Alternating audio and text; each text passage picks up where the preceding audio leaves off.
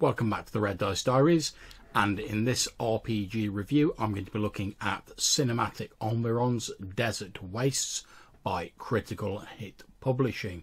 It's a fantasy book and is a 28-page colour PDF. It's available on DriveThruRPG, priced at $3.95 US, which is about £3 in British money.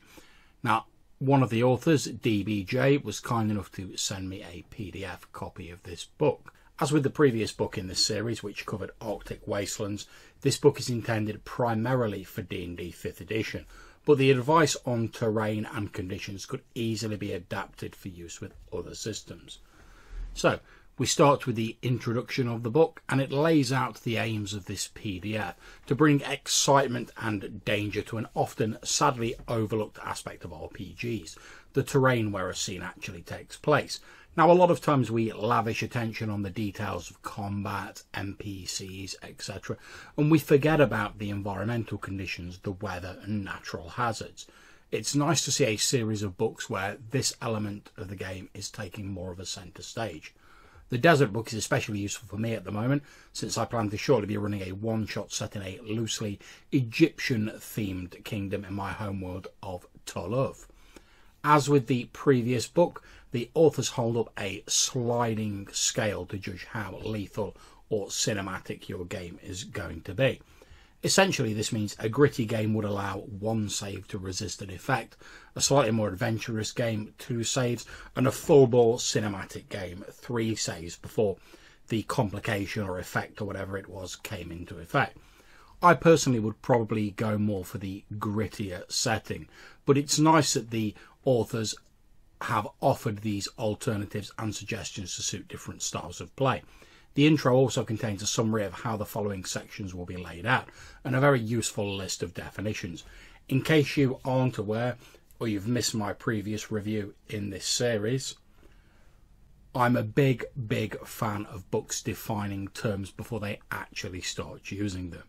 So let's press on and look at the first chapter, which is Desert Conditions, and it breaks down the sort of conditions that will be prevalent in most desert campaigns.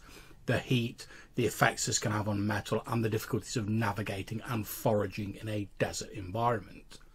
This is all stuff you could find online or look up. However, the real value of this section is that the authors have done all the legwork for you. You don't need to spend hours scanning Wikipedia and various websites with matchsticks propping your eyes open and then worrying about how you're going to represent it in the rules.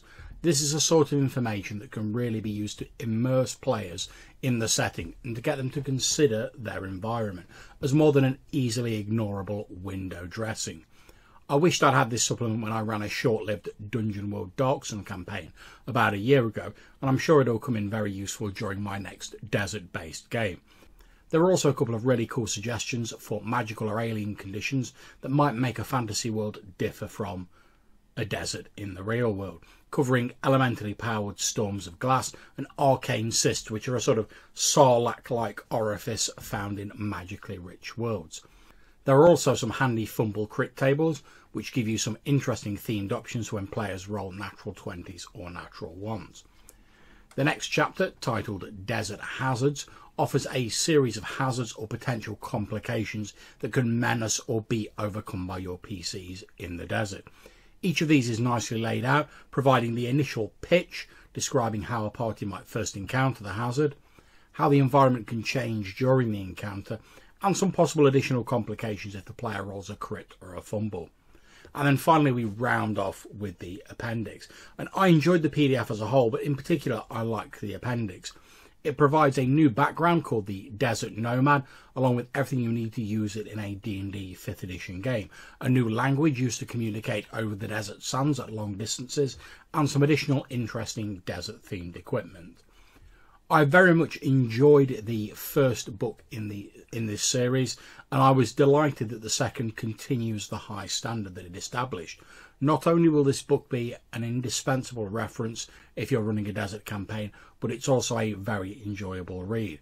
The mechanics and ideas in this publication can be dropped into a D&D game with the minimum of effort or alteration necessary, saving GMs a lot of work and really allowing them to bring the environment onto the centre of the stage. I very much enjoyed this PDF, and for the low price that's being asked for it, you really cannot go far wrong. I highly recommend it. So I hope if you've enjoyed this review, you'll consider clicking on the red dice up there to subscribe to our channel. You can find us on all the usual social media, Twitter, Google+, Facebook, etc. And our blog is at www.reddicediaries.com. Until I see you next time, if you have any comments, put them in the comments box below. Or as always, hit me up in the Google+ links. Take care and happy gaming.